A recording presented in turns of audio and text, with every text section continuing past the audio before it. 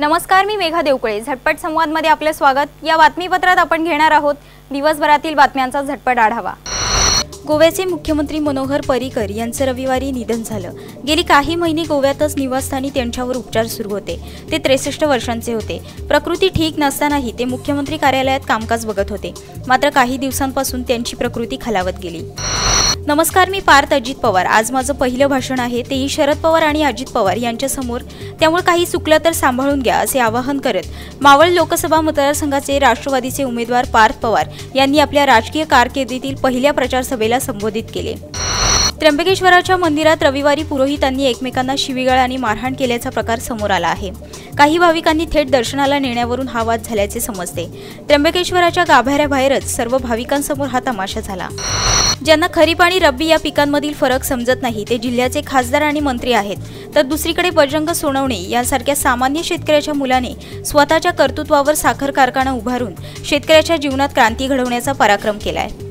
लोकसभा निवडणुकीसाठी उमेदवारांची यादी जाहीर होत असतानाच सभा आणि मेळावे सुरू झाले आहेत।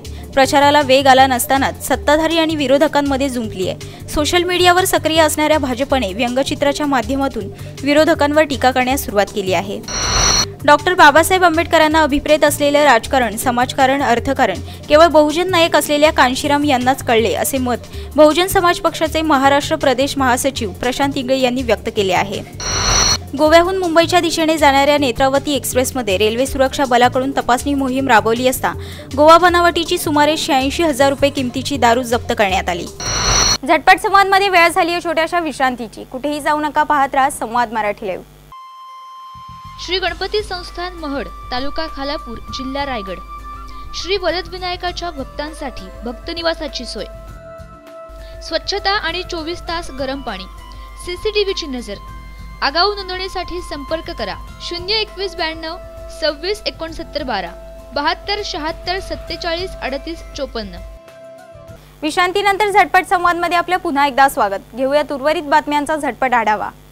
वर्धा जिल्ह्यातील कारंजा घाडगे महामार्गालगतच्या पेट्रोल पंपाच्या मागील बाजूच्या शेतात मानवी सांगाडा आढळल्याने परिसरात एकच खळबळ उडाली आहे।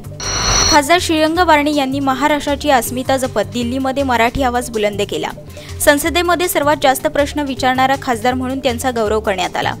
मतदारसंघातील प्रश्न दिल्लीत मांडून ते सोडवण्याची क्षमता फक्त बारणे यांच्यामध्येच असल्याने मावळात शिवसेनेच्या विजयाची हॅट्रिक होईल असा विश्वास शिवसेनेचे उपनेते प्राध्यापक नितीन बानगुडे पाटील यांनी व्यक्त केला। लोकसभेच्या राजकीय युद्धाला सुरुवात झाली असतानाच मनसेचे अध्यक्ष राज ठाकरे यांनी युद्धात न उतरण्याची भूमिका घेतली आहे। राज ठाकरेंची ही भूमिका अनपेक्षित नसली तरी कार्यकर्त्यांचं मनोबल खच्ची करणार असल्याचं मत राजकीय निरीक्षकांनी व्यक्त केलंय। राफेलची कागदपत्रे यांना सांभाळता आली नाहीत आणि म्हणतात आमची छाती 56 इंचाची। अगोदर ती कागद सांभाळा, जवानांचे दुःख समजून घेतले नाही, त्यांचे अश्रू पुसले नाहीत आणि वर स्वतःचा ऊर बढवून घेत आहेत। 56 इंच छातीवाले अशी धारदार टीका शरद पवार यांनी केली आहे। वाद, विरोध, प्रेम, मैत्री अशा वेगवेगळ्या अंगाने रंगलेल्या बिग बॉस मराठी या लोकप्रिय शोच्या पहिल्या पर्वाने प्रेक्षकांचे चांगलेच मनोरंजन केले होते। या कार्यक्रमाच्या फॅन्ससाठी एक खूपच चांगली बातमी आहे।